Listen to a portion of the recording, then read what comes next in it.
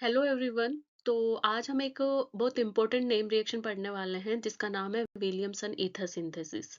इस रिएक्शन के थ्रू हम ईथर का प्रिपरेशन कर सकते हैं। वो सिमेट्रिकल भी हो सकती है और इन अनसिमेट्रिकल ईथर का भी फॉर्मेशन कर सकते हैं। सबसे पहले समझते हैं कि विलियमसन ईथर सिंथेसिस एक्चुअली होता क्या है। तो ये जो रिएक्शन होती है वो एल्कोक्साइड आयन और एल्काइल हैलाइड के बीच में होती है। और यहाँ पे ये जो एल्कोक्साइड आयन होता है ये क्या करता है, अटैक करता है इस एल्काइल हैलाइड पे। और रिजल्ट में हमें क्या मिलता है, यहाँ पे ईथर मिलता है। यहाँ पे एक नॉर्मल जनरल रिएक्शन दिखाइए जिसमें एल्कोक्साइड आयन है जो कि एल्काइल हैलाइड के साथ रिएक्ट कर रहा है और हमें क्या मिल रहा है, वहां पे ईथर मिल रहा है।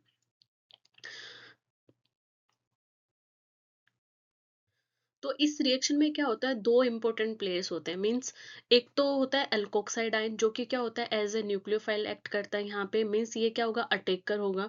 और दूसरा होता है एल्काइल हैलाइड जो कि होता है सबस्ट्रेट, जिसपे कि ये जो न्यूक्लियोफाइल है आके अटैक करेगा बैक साइड से। तो इस रिएक्शन को स्मूथ बनाने के लिए हम जो सोलवेंट यूज करते हैं वो होते हैं polar aprotic solvent. Means acetone या फिर डीएमएफ सोलवेंट यूज करते हैं। अब यहाँ पे एक इंटरेस्टिंग बात है कि अगर जो कार्बन है वो मतलब जिस कार्बन पे अटैक हो रहा है वो कार्बन अगर कायरल कार्बन है तो रिएक्शन के बाद में इसका जो कॉन्फ़िगरेशन होता है वो चेंज हो जाता है। क्यों हो जाता है? क्योंकि ये जो रिएक्शन हो रही है वो कौन सी हो रही है, SN2 रिएक्शन हो रही है। तो SN2 रिएक्शन में क्या होता है, बैक साइड से अटैक होता है। और इसे हम क्या कहते हैं, इन्वर्जन ऑफ कॉन्फ़िगरेशन कहते हैं, या फिर इसे हम अम्ब्रेला फ्लिप कहते हैं। मींस अगर हमारा जो स्टार्टिंग मटेरियल हमने जो लिया था वो अगर उसका जो कॉन्फ़िगरेशन अगर R है तो बैक साइड से अटैक होने के बाद में जो हमें प्रोडक्ट मिल रहा है उसका जो कॉन्फ़िगरेशन है वो क्या हो जाएगा, S हो जाएगा। अब हम इसे एक सिंपल एग्जांपल से समझते हैं।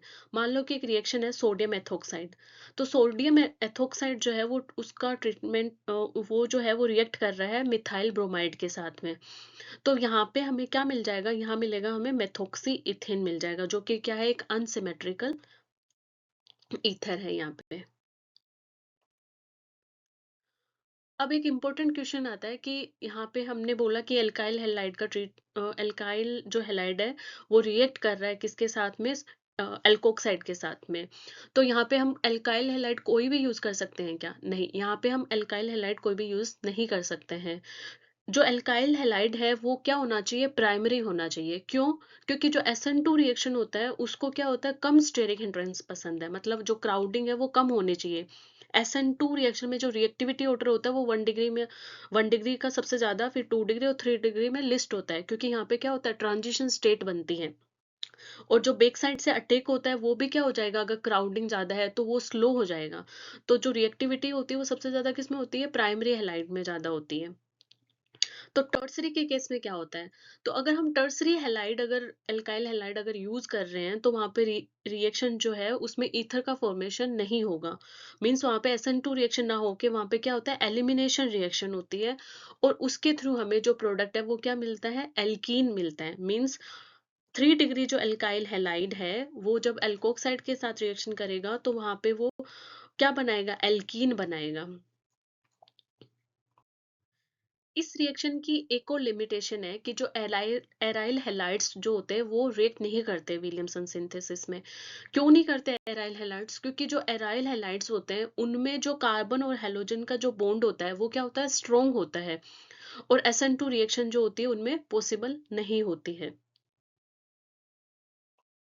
तो विलियमसन सिंथेसिस रिएक्शन में हमें क्या देखना है, सबसे पहले हमें देखना है कि जो छोटा ग्रुप होता है वो तो क्या होना चाहिए, हैलाइड वाला होना चाहिए। और जो बड़ा वाला ग्रुप है वो क्या होना चाहिए, एल्कोक्साइड होना चाहिए। अगर ये दोनों कंडीशन उसमें लग रही है जो हमें स्टार्टिंग मटेरियल दे रखे हैं उनमें अगर ये लग रहा है कि जो बड़ा वाला ग्रुप है वो एल्कोक्साइड होना चाहिए, उसके पास वो एल्कोक्साइड होना चाहिए, और जो स्मॉल वाला जो ग्रुप है वो क्या होना चाहिए, हैलाइड वाला होना चाहिए। तब तो ये रिएक्शन क्या हो जाती है, इजीली हो जाती है। अब एग्जाम में क्वेश्चन सोल्व करने को आता है कि मतलब आपको ईथर दे दिया जाएगा और वहां पे पूछेंगे कि इसमें कौन से स्टार्टिंग मटेरियल है। तो हमें वहाँ पे कट करने का तरीका क्या होता है कि जो ईथर है ना, उस बॉन्ड को हमें इस तरीके से कट करना है कि जो छोटा वाला जो पार्ट आता है ना, वो तो कहाँ पे आए, हैलाइड के पास जाए हमारा। और जो बड़ा वाला जो आता है, मतलब जो ऑक्सीजन वाला पार्ट है, उसको हमें क्या कंसिडर करना है, फिर एल्कोक्साइड में कंसिडर करना है। तो यहाँ पे कट करने की ट्रिक सिंपल सी है कि जो छोटा वाला जो ग्रुप होता है वो हमारा क्या होगा, हैलाइड होगा, ताकि रिएक्शन इजीली हो जाए। और फिर जो बाकी बचा हुआ जो ऑक्सीजन के साथ ग्रुप जाएगा वो हमारा क्या हो जाएगा, एल्कोक्साइड हो जाएगा। तो हम अब एक प्रॉब्लम सोल्व एक क्वेश्चन सोल्व करते हैं इसको समझने के लिए। अब यहाँ पे दिया हुआ है सोडियम मेथोक्साइड दिया हुआ है, तो ये इसका ट्रीटमेंट हम करवा रहे हैं टर्सरी ब्यूटाइल ब्रोमाइड के साथ में। मीन्स ये जो एल्कोक्साइड है, मेथोक्साइड है, ये रिएक्ट कर रहा है किसके साथ में, टर्सरी ब्यूटाइल ब्रोमाइड के साथ में। तो ये तो टर्सरी ग्रुप है, तो यहाँ पे ईथर तो नहीं बनेगा। नहीं बनेगा तो प्रोडक्ट क्या होगा हमारा। अब हम पीछे पढ़ के आए थे कि जो टर्सरी हैलाइड्स होते हैं उनमें क्या होता है, एलिमिनेशन जो रिएक्शन होती है वो डोमिनेंट होती है। तो हमें यहाँ पे क्या मिल जाएगा, यहाँ हमें मिल जाएगा आइसोब्यूटाइलिन मीन्स एल्कीन मिल जाएगा, साथ में हमें यहाँ पे मिल जाएगा मेथेनॉल।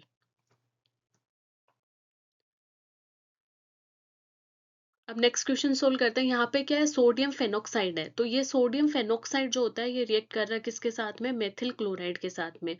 तो ये जो रिएक्शन है वो वर्क करेगी, क्यों, क्योंकि यहाँ पे जो हेलाइड है वो अपना है मेथिल क्लोराइड। ठीक है, ये 1 डिग्री है हेलाइड। तो यहाँ पे क्या SN2 रिएक्शन हो जाएगी। तो ये जो SN2 रिएक्शन यहाँ पे इजीली हो जाएगी। तो यहाँ पे हमें क्या मिल जाएगा, यहाँ पे हमें मिल जाएगा ये एनिसोल। अब दूसरा आता है कि जो सोडियम मेथोक्साइड है उसकी रिएक्शन अगर क्लोरोबेंजीन के साथ करवाते हैं तो ये यहाँ पे ये रिएक्शन नहीं होगी। क्यों नहीं होगी, क्योंकि ये जो कार्बन और क्लोरीन के जो बीच का बॉन्ड है ये क्या है, बहुत ज्यादा स्ट्रोंग है। तो इस वजह से ये रिएक्शन यहाँ पे नहीं होगी। तो इस रिएक्शन के इंपॉर्टेंट पॉइंट्स पढ़ते हैं। सबसे पहले मैकेनिज्म जो होता है वो कौन सा होता है, SN2 होता है जो कि बैक साइड से होता है और सिंगल स्टेप होता है। और जो हैलाइड होते हैं वो क्या होना चाहिए, प्राइमरी होना चाहिए। अगर 3 डिग्री हैलाइड है, मतलब टर्सरी हैलाइड है, तो SN2 रिएक्शन ना होके वहां पे कौन सी रिएक्शन होगी, एलिमिनेशन रिएक्शन होगी, और हमें प्रोडक्ट क्या मिलेगा, एल्कीन मिलेगा। और सोल्वेंट जो हम यूज करते हैं वो कौन से होते हैं, पोलर एप्रोटिक सोल्वेंट होते हैं। और अगर रिएक्शन में जो स्टार्टिंग मटेरियल हमने जो लिया है वो अगर कायरल है तो वहां पे क्या हो जाएगा, इन्वर्जन हो जाएगा। तो ये इसके कुछ इंपॉर्टेंट पॉइंट्स थे इस रिएक्शन के, जो कि आपको याद रखना है।